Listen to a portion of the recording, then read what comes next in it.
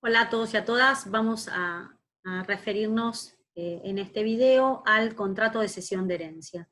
En primer lugar, si queremos definir el contrato de cesión de herencia, es el contrato que se realiza a los efectos de que el heredero, luego de la muerte de la persona, ceda el todo o parte de su cuota parte hereditaria durante el estado de indivisión. Ese contrato puede realizarlo, o esa cesión puede realizarla ya sea a un tercero o a favor de coherederos, y lo que sí queda bien en claro, que va a quedar fuera del objeto de ese contrato su calidad de heredero. Es decir, que es un contrato que se realiza o que puede realizarse desde el momento de la muerte del causante, es decir, que no requiere el inicio de ninguna declaratoria de herederos, es decir, que o aprobación judicial de testamento, es decir, que pueden iniciarlo desde el momento de la muerte del causante y hasta la partición. Desde el momento de la muerte del causante hasta, digamos, lo decimos porque puede resultar además un caso de aceptación tácita de la herencia, tal como lo prevé el Código Civil y Comercial de la Nación, y también decimos que hasta la partición, porque es el momento en donde se adjudica ut singuli los bienes, y entonces ya en ese momento van a poder cada uno vender de manera singular los bienes que le han sido adjudicados por partición.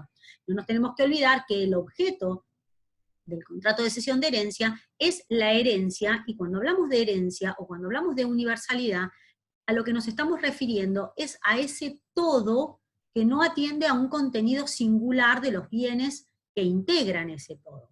Entonces, por tanto, la limitación es hasta la partición, precisamente porque la partición lo que hace es la adjudicación ut singuli o individual de los bienes que forman parte del contenido de la herencia. En cuanto a las características de este contrato, podemos decir que se trata de un contrato consensual. Además, es un contrato formal, es un contrato que debe realizarse mediante escritura pública. Si ustedes buscan la forma dentro de la regulación del contrato de cesión de herencia, ustedes no lo van a encontrar allí porque aparece regulado dentro del contrato de cesión de derechos en general, es decir, en el artículo 1618 del Código Civil y Comercial. Es un contrato aleatorio, digamos, respecto a este tema yo me voy a referir más adelante porque me parece un tema muy importante. Puede ser un contrato oneroso o gratuito, según que tenga o no una contraprestación en dinero. En cuanto al objeto, o mejor dicho, en cuanto a la extensión del objeto, puede tratarse de una cesión total de derechos hereditarios o de una cesión parcial de derechos hereditarios. Si es una cesión parcial de derechos hereditarios, lo que va a ceder es una parte de la cuota parte hereditaria que le corresponde a ese heredero cedente. Es decir, que podría ocurrir que si yo tengo un medio en la sucesión de mi padre, yo podría ceder una parte de esa cuota parte y el resto retenerla, o podría ceder, realizar cesiones parciales, es decir, desprenderme de la totalidad de mis derechos hereditarios en favor de coherederos o de terceros, y entonces también de esa manera configurar cesiones parciales. ¿Qué importancia tiene la cuestión referirnos al tema de la cesión parcial? Es que hay algunos autores que interpretan que en el caso de la cesión parcial, el cesionario no tiene facultades dentro del marco del proceso sucesorio, sino que puede limitarse exclusivamente a solicitarle al heredero para que el heredero prosiga o realice determinados pasos procesales para ir avanzando dentro del proceso sucesorio. En lo personal, yo no creo que esto sea así, yo creo que tiene facultades para avanzar o para instar el proceso sucesorio, pero resulta claro que si hay cesiones parciales de derechos hereditarios, siempre van a tener que ir al esquema de una unificación de personería. Es decir, si originariamente los herederos eran dos, y luego uno de esos dos herederos realiza cesiones parciales, no es que se van a convertir en 3 o 4 partes, no, van a seguir siendo 2 porque dentro de, digamos, de la cuota parte de este heredero que ha cedido, tendrán que unificar personería. También, en cuanto a los sujetos, tenemos por un lado el que cede los derechos hereditarios es el heredero cedente, y el que recibe esos derechos hereditarios es el cesionario. Ustedes recuerden que el contrato de cesión lo que hace es precisamente transferir o ceder la situación jurídico-patrimonial que tiene el heredero dentro del proceso sucesorio a ese cesionario. Este heredero cedente, como ya les había dicho, puede a través de esa cesión de herencia aceptar la herencia, es decir, en el mismo acto, como un acto de aceptación tácita. También, a mi modo de ver, el heredero único puede ceder derechos hereditarios, puede cederlo de manera total o podría cederlo de manera parcial, reteniendo parte de la herencia o cediendo a la totalidad de la herencia a distintos cesionarios, generándose, fíjense, en ese caso, una indivisión hereditaria o una comunidad hereditaria a la cual llegan todos mediante un contrato, y igualmente funcionar como una indivisión hereditaria o como una comunidad hereditaria. Otro tema importante respecto de la cesión de derechos hereditarios es desde cuándo produce efectos.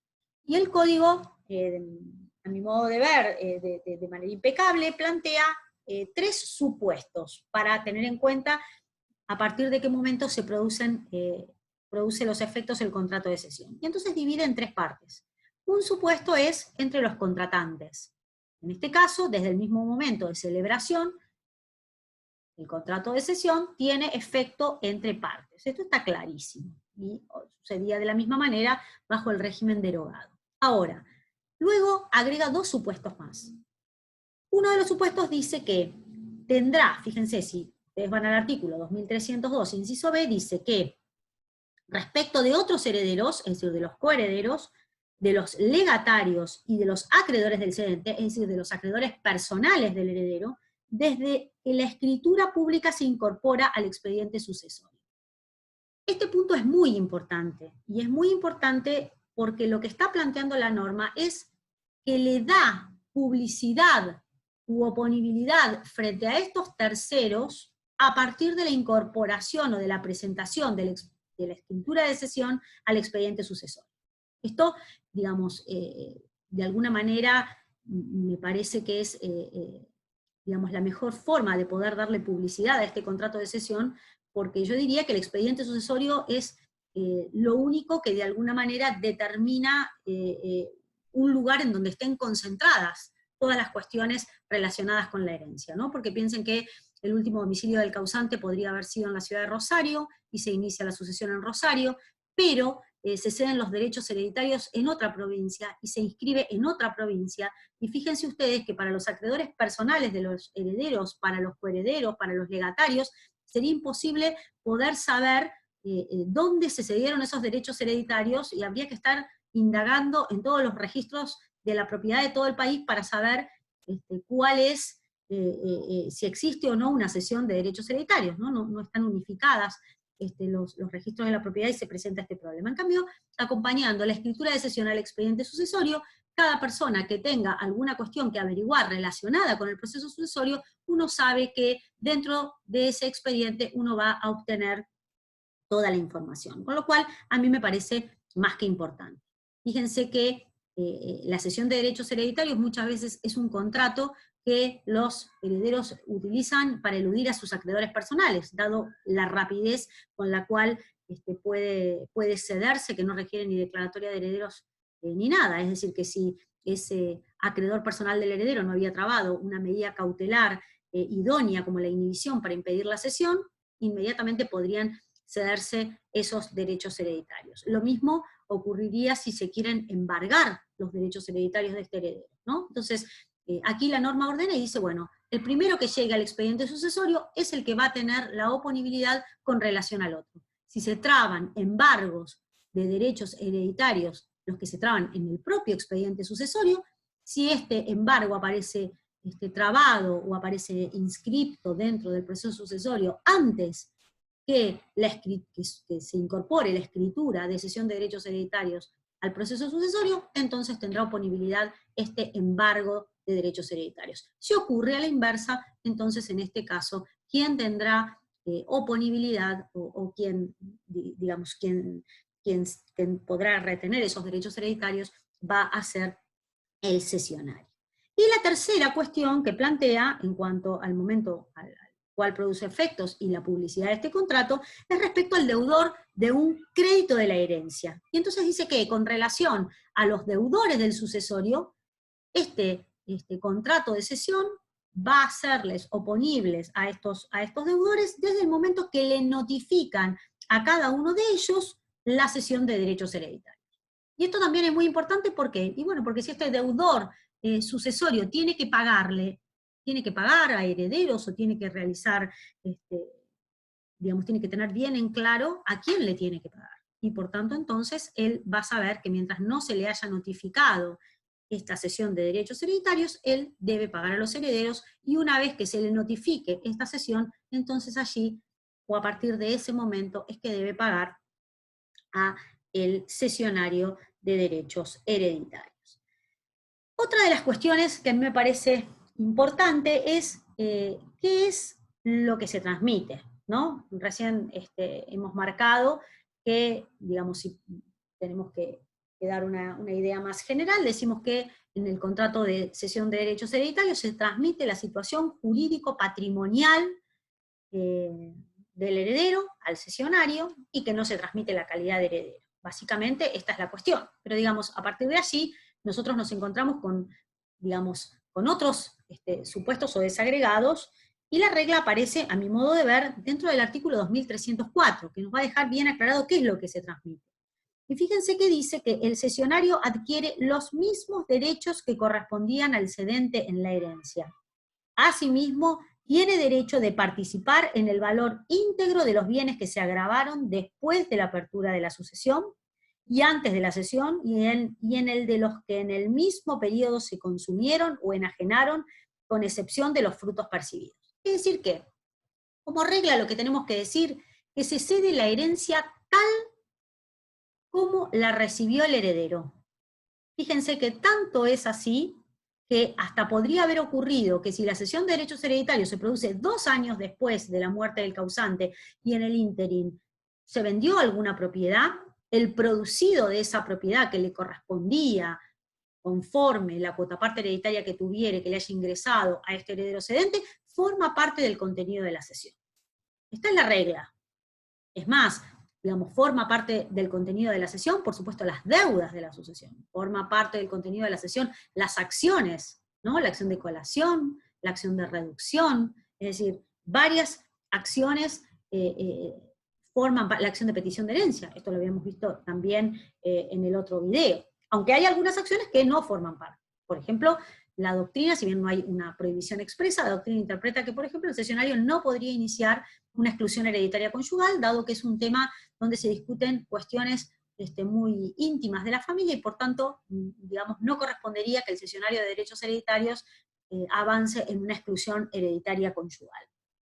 Por tanto, entonces, la regla plantea entonces que se cede todo y plantea como excepción los frutos percibidos, es decir, no van a formar parte del contenido de la herencia los frutos percibidos. Ahora fíjense bien también otra cuestión, que pueden, en su caso, el heredero cedente, realizar cláusulas de exclusión de la responsabilidad. Es decir, en el caso del ejemplo que habíamos dado, si se dieron los derechos hereditarios 2 años después y se vendió una propiedad, podría incluirse una cláusula de exclusión de la responsabilidad del heredero cedente en la cual se mencione que el cesionario no tendrá derecho a dicho dinero, por ejemplo. ¿Con esto qué quiero decir? En realidad, si nada se pacta, entonces nos vamos a regir por las normas del Código Civil y Comercial de la Nación. Pero claramente nosotros podríamos pactar cuestiones distintas a medida de la situación puntual de cada situación de los cocontratantes, y entonces de esa manera poder pactar cuestiones de manera diferentes a las que surgen del propio Código Civil y Comercial de la Nación. Ahora, más allá del artículo 2304, el artículo 2303, a mi modo de ver, plantea algunas situaciones especiales o excepcionales o diferentes, si se quiere llamar. Entonces, fíjense que tiene una primera parte que dice que la cesión de herencia comprende, es decir, forma parte del objeto del contrato de cesión de herencia, las ventajas que pueden resultar ulteriormente por colación, Es decir, si un cesionario de derechos hereditarios inicia una colación y logra ampliar la masa hereditaria, ese beneficio que obtuvo el cesionario lo retiene el cesionario, por renuncia a disposiciones particulares del testamento, por ejemplo, un legado, había un legado y el legatario renuncia a esa disposición, entonces en ese caso se va a beneficiar el cesionario porque forma parte, comprende, como dice la norma, las ventajas en ese caso, o por caducidad de esta. Y luego la segunda parte dice, no comprende, es decir, no están incluidos en el contrato de cesión, excepto pacto en contrario, volvemos otra vez a lo mismo, que podríamos pactar algo diferente, lo acrecido con posterioridad en razón de una causa diversa de las expresadas, como la renuncia o exclusión de un coheredero. Fíjense que hay una diferencia puntual entre lo que es la renuncia a una disposición testamentaria particular, que es un legado, y por el otro lado, la renuncia o exclusión del coheredero. Fíjense que si yo cedí derechos hereditarios y éramos 3 hermanos, y cedí 1/3, y luego mi hermano renuncia a la herencia, entonces acá hay una diferencia que va desde el tercio hasta el medio, y esa diferencia, ¿quién se la queda? En este caso, si no hemos pactado en contrario, el código dice que no comprende lo que yo como heredero pueda acrecer como consecuencia, en el caso de nuestro ejemplo, de la renuncia realizada por mi hermano. O lo mismo en el caso de la exclusión de coheredero, ¿no? Por tanto, eso no forma parte del contenido de la cesión, salvo pacto en contrario. En el punto B del artículo 2303 dice lo acrecido anteriormente por una causa desconocida al tiempo de la cesión. Se me ocurre pensar como ejemplo una usucapión iniciada en vida del causante y finalizada luego de la muerte del causante, de la cual al momento de la cesión no se tuviera conocimiento, entonces en este caso no formaría parte de ese contrato de cesión, o no incluiría el contrato de cesión, no lo comprendería. Y el tercer punto dice los derechos sobre los sepulcros, los documentos privados del causante, distinciones, retratos y recuerdos de familia, que tampoco forman parte del contrato de cesión. En orden a este último punto, me parece que en algunos supuestos hay que dejar, o convendría plantear algunas cláusulas de exclusión de responsabilidad, ¿no? Porque depende cuáles sean los recuerdos de familia, pueden de alguna manera tener un valor per se. Si un recuerdo de familia puede ser un cuadro de firma, y que entonces allí venga la discusión sobre si esto es un recuerdo de familia o si debe formar parte del contrato de cesión. Es decir, no va a ser lo mismo una medalla, digamos, muy personal del causante a, por ejemplo, un caso del cuadro de firma como el ejemplo que yo les estoy planteando. Otro de los temas que también quiero referirme es al ALEA. A mí me gusta, antes de ingresar a la norma en concreto, me gusta un poco recordar la clasificación que Guastavino siempre hacía respecto del ALEA cuando abordaba el tema de la cesión de herencia y del ALEA en este contrato. Y él hablaba de que había un ALEA asumida y un ALEA no asumida. Y el ALEA asumida tenía que ver con la variación del activo y del pasivo. Es decir, nosotros sabemos que lo que se cede es activo y pasivo, y por tanto podía ocurrir que yo interprete al momento de la cesión que había 5 departamentos, y de repente esa sucesión no tenía ninguna deuda, y resulta ser que avanzando en el proceso sucesorio advierto que se presentan una cantidad de acreedores enorme, y resulta ser que los acreedores absorben la totalidad los acreedores de la sucesión absorben la totalidad del activo, y me quedé sin absolutamente nada. Bueno, esto es una ALEA que digamos, el cesionario deberá soportar. Es una ALEA que está asumida.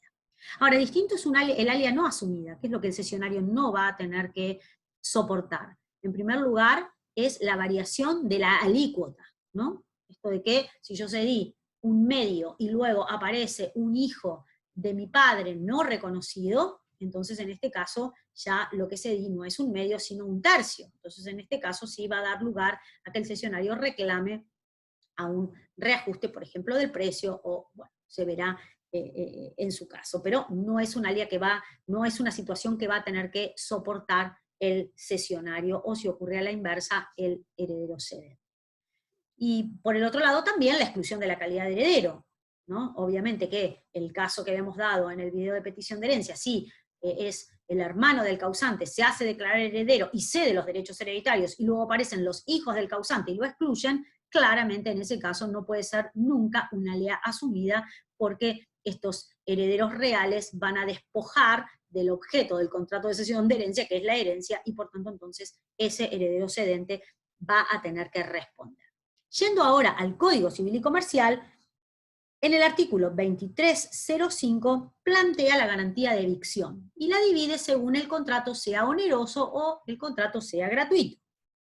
Fíjate que en la primera parte dice, si la cesión es onerosa, el cedente garantiza al cesionario su calidad de heredero y la parte indivisa que le corresponde en la herencia, excepto que sus derechos hayan sido cedidos como litigiosos o dudosos sin dolo de su parte. Está claro que si de repente yo realizo una cesión de derechos hereditarios a un tercero y dentro de ese contrato de cesión incluyo una cláusula en la cual manifiesto que estoy discutiendo mi calidad de heredero por tal o cual motivo, entonces en este caso se ha realizado una cesión de derechos hereditarios onerosa, pero además de derechos litigiosos, y por tanto, si no se demuestra el dolo, claramente entonces allí va a tener que ser soportado por el cesionario, porque por supuesto se cedió teniendo conocimiento de esta situación. Luego continúa la norma diciendo que no responde por la evicción ni por los vicios de los bienes de la herencia, excepto pacto en contrario. Volvemos otra vez a lo mismo, que si no decimos nada, entonces no va a responder en estos supuestos. Y luego, en el último párrafo, se refiere a la cesión gratuita. Y dice que si la cesión es gratuita, el cedente solo responde en los casos que el donante es responsable. Su responsabilidad se limita al daño causado de mala fe. Es decir, que en el caso de la cesión gratuita vamos a tener que remitirnos a las normas del artículo 1557 del Código Civil y Comercial de la Nación relativas a la donación, a los efectos entonces de evaluar en qué casos es responsable el donante.